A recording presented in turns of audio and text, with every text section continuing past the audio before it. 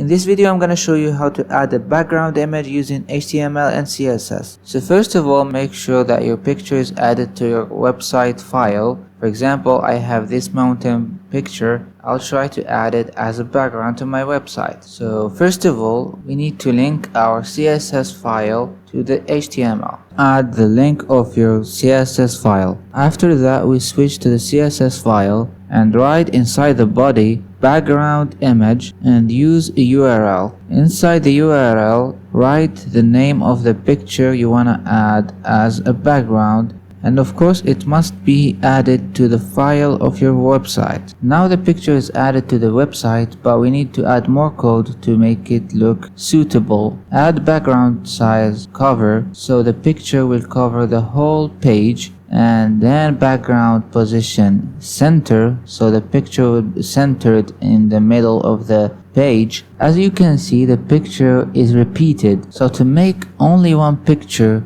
cover the whole page, write background repeat, no repeat. Perfect. Now with the final touch to make it flexible, write background attachment fixed. And now as you can see, the picture is added to the website and it's flexible for all sizes. No matter how you fix or you resize your website, the picture is perfectly shown. And this is it guys, see you next time.